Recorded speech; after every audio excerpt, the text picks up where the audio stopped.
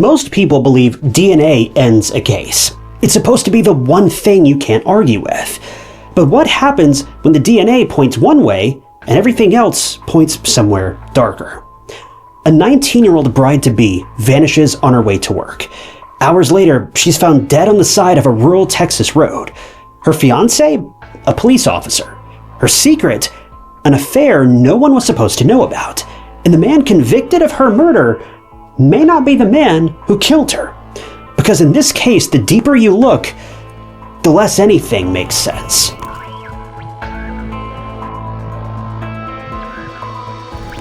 Stacey Lee Stites was born in Nueces County, Texas, and she grew up between Corpus Christi and Giddings, the same small town that she was living in when everything fell apart. Stacey graduated from Smithville High School in 1995, where she played basketball and volleyball and quickly became someone that people gravitated toward. Her family described her as warm and outgoing, the kind of person that would make friends with anyone.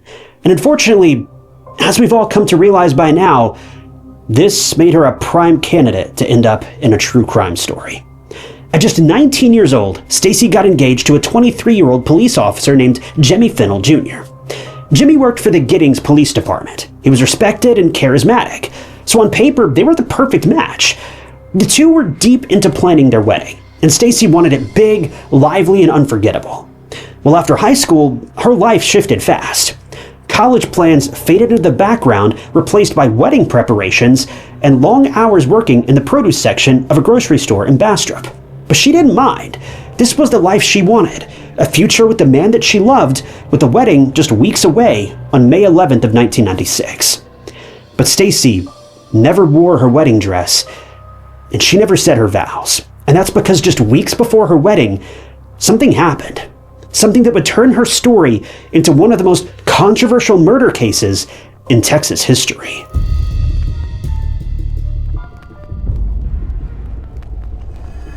So Stacey and Jimmy were living together when this tragic accident transpired. April was nearing its end, and the two were knee-deep in wedding planning. But just because Stacey was planning a wedding didn't mean that she didn't go to work. She needed to earn as much money as possible so that she could make her dream of having a big, fancy wedding come true. But on April 23rd of 1996, Stacey took a break from all that wedding planning stuff, and she and Jimmy took a small amount of time for themselves. The following morning, Jimmy remembered Stacey hopping up bright and early to head off for her shift at work. She drove a red Chevy pickup truck, which she headed off in to begin her early workday at around 3:30 a.m. But Stacey would never arrive at work, and she would miss her shift. Now, this was extremely odd for everyone who knew and worked with her. Now, sure, she was planning her wedding, and maybe things just got a bit too stressful and she lost track of time.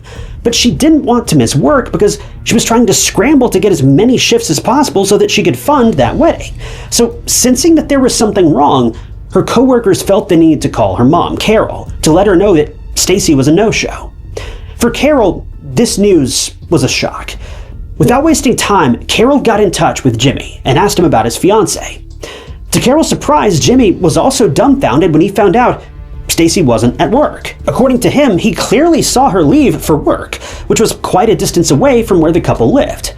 And now, 4 hours later, there was no sign of her and not even a peep from her. No calls, nothing. So without any hesitation, the family decided they needed to report her missing, and quickly. The police were actively looking into Stacey's disappearance right away. They did not delay, as you might hear about so many other times in cases like this. They were on it from the start. They got all the statements from Stacey's friends and family, and they were contemplating starting ground searches too. But someone would find Stacey before they did. See, elsewhere, and a lot of time later, about 12 hours into Stacey's disappearance, a passerby noticed something on the side of the road.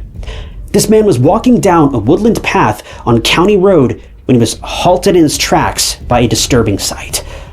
A body, and it was a woman. The passerby immediately called the police, and soon the area where the woman was found was cordoned off, and the officers got to work. They found a bunched up white shirt right by the woman's body, and not long after, it was revealed that the woman was none other than 19-year-old Stacey Stites. She was en route to work that very morning, and now, several hours later, she was found tossed away in a remote area, deceased. But that wasn't all, because the police found Stacey, yes, but where was her car?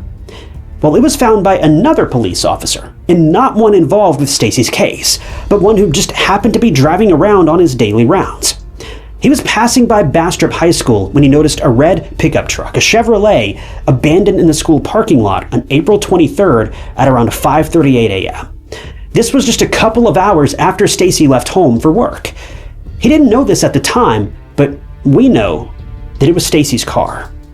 Now, Bastrop High School was 10 or so miles away from the wooded area of County Road where Stacey was ultimately found by passersby. But what was she doing in that area? Why was her car at a random school's parking lot? And how did she lose her life and end up so far away?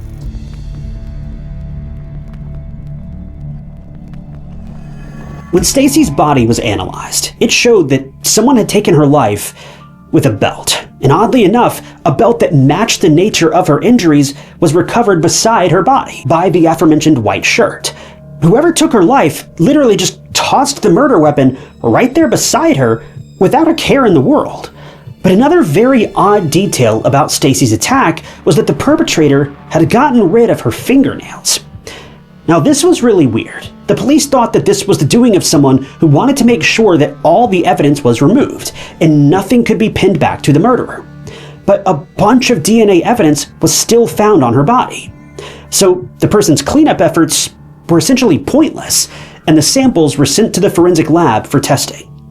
Her car, on the other hand, was tested sparingly, and it didn't garner any fruitful results and was later handed over to Jimmy, since he and Stacey shared the same car. But speaking of Jimmy, as with any criminal investigation, the police take a close look at the person closest to the victim. And in Stacey's case, the police honed in on Jimmy. The primary reason why the police were skeptical of Jimmy was the fact that his alibi couldn't be confirmed. He said that he and Stacey were at home together, then he went to sleep before seeing her leaving for work. This couldn't be confirmed by anyone other than Stacey, and obviously now she was gone. So that left Jimmy with zero alibi. The police questioned Jimmy twice, but nothing ever came of it. The lead investigator thought that Jimmy couldn't have committed the crime, parked Stacey's car at the high school before it was discovered at 5:30 a.m., walked or taken a taxi from the scene, which is a little over 200 miles from where Stacey and Jimmy lived, and then made it back home in time to answer that call from Stacey's mom, which was timestamped at 6:45 a.m. There's just no way, there was not enough time. So the police checked everything, the car mileage to taxi records, and even checked in with eyewitnesses, but nothing could corroborate that Jimmy was the one behind Stacey's attack. But I do want to point out one thing. All of these times that I just told you about, they're Jimmy's version of events. The times when Stacey left for work and the time when Jimmy got that call from Carol are times given by Jimmy. And it's not clear if the police went back and double-checked all of this or simply took Jimmy's word for it, since he was also a police officer. But Jimmy's behavior was very much in line with the man who had just lost the love of his life. So the police didn't have anything on him. He was upset, shaken, and worried. And soon enough, a year had passed by. And in that time, Stacey's case had gone nowhere. The police were actively looking into suspects at the time, but it was a very long and grueling 365 days for Stacey's loved ones, who didn't have any answers. In cases like these, time is of the essence. But now, too much time had passed. But maybe time is exactly what the police needed, because the DNA results from Stacey were now finally back, and police had found a match.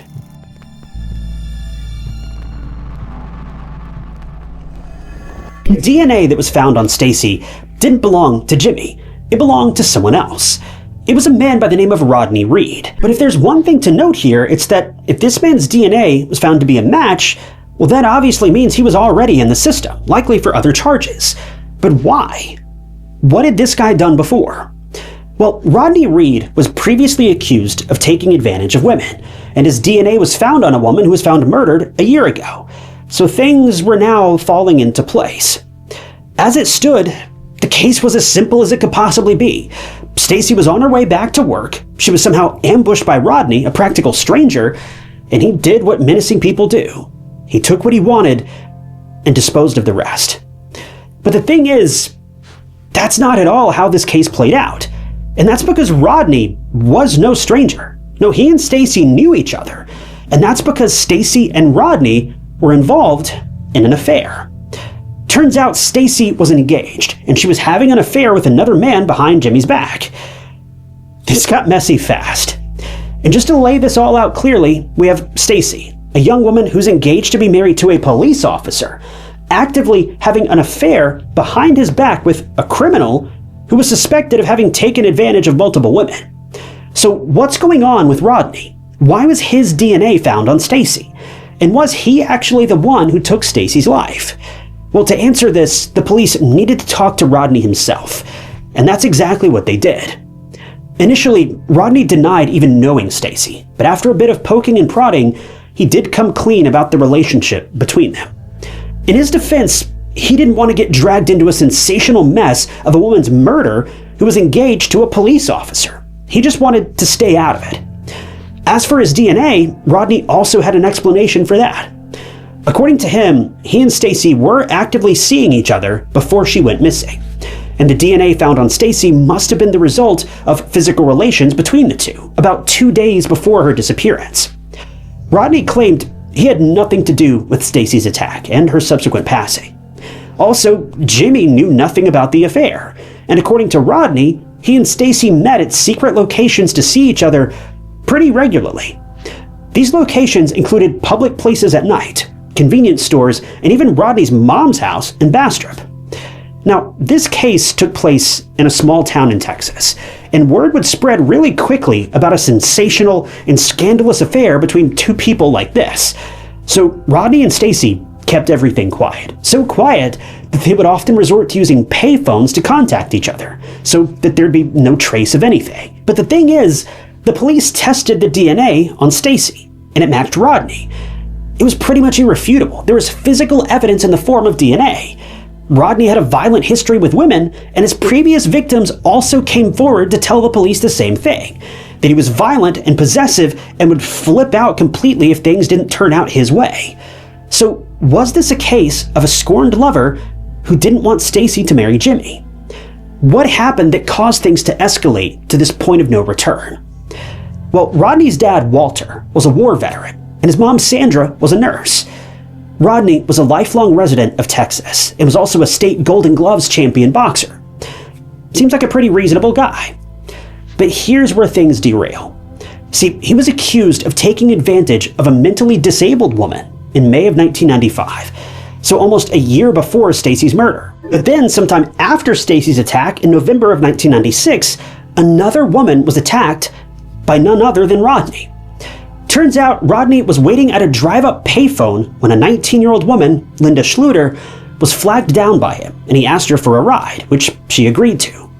Almost immediately, Rodney overpowered Linda and threatened her to do whatever he ordered her to do.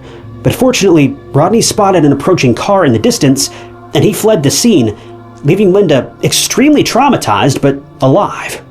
She went straight to the police and described the whole situation. The police then detained Rodney, and Linda even picked him out of a photo lineup, confirming the identity of her attacker. So with all this in mind, police assumed that Rodney had likely done the same thing to Stacey, ambushed her, did whatever he wanted, then disposed of both Tracy and her truck, hoping the police would never find him.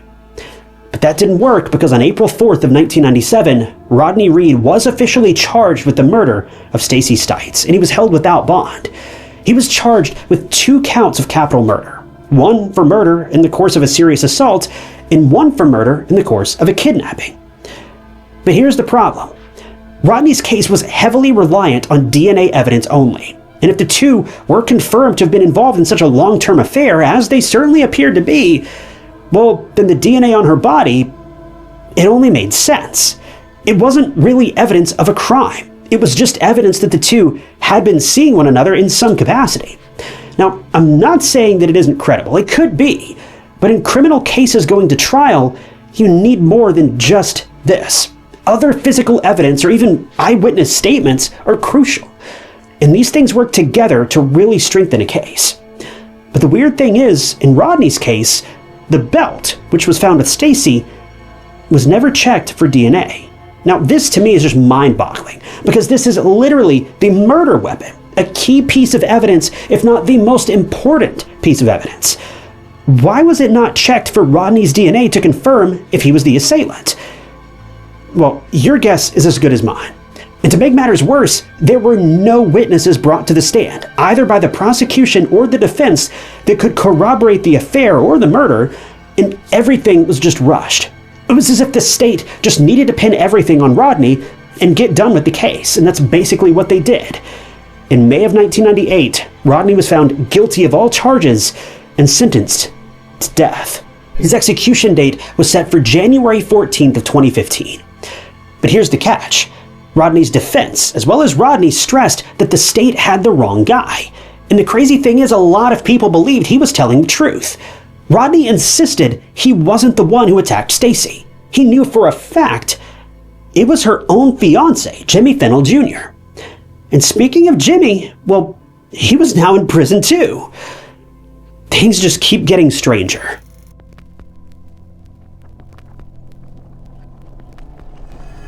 Everyone who knew Stacey and Jimmy gushed and raved about their perfect relationship.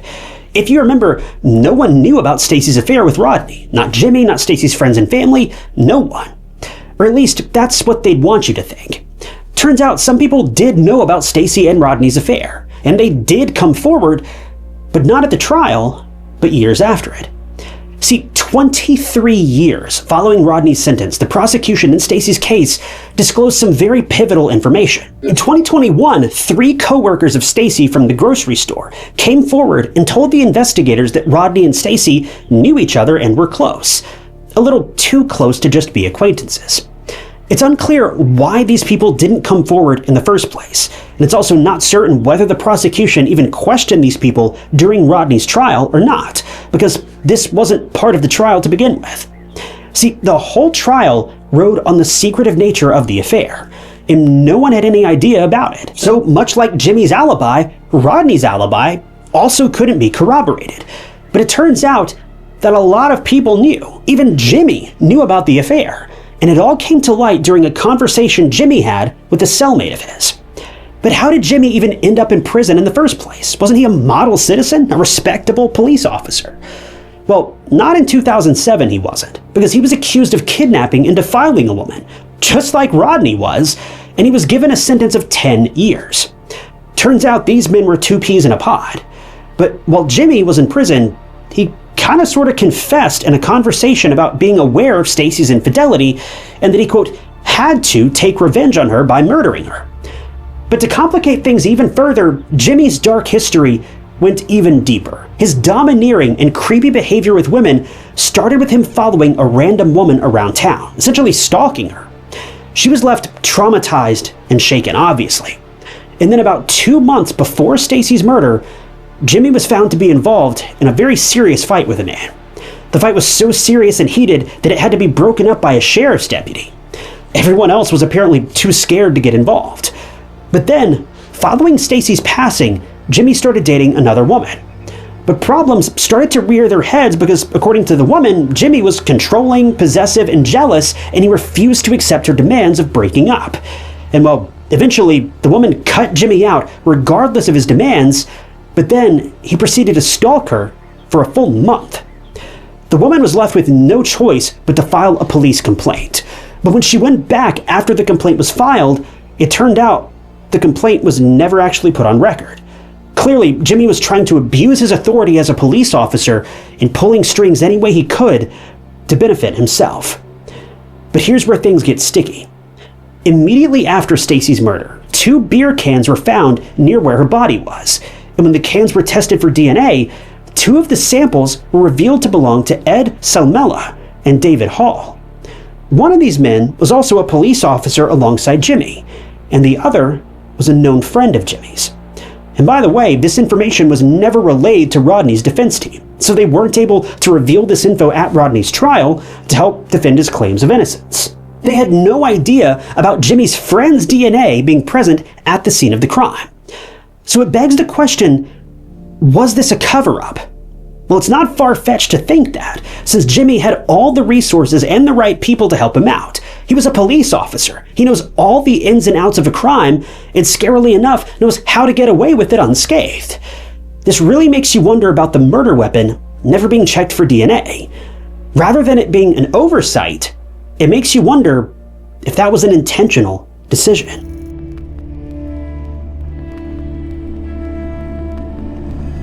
Stacey's case is technically solved, since Rodney is still actively serving a sentence, but it leaves a lot of room for interpretation and assumption. Like, is Rodney even the guy? Is Rodney innocent and serving a sentence, a death sentence, for a crime he didn't commit? And is the real culprit still out there getting away with murder? There are two possible ways this case can turn out, and I want to disclaim this is just theories we're talking about, theories of my own. They're purely theories, take them as you will. But first, let's say Rodney is the real murderer. His DNA was found on Stacey. His record is violent.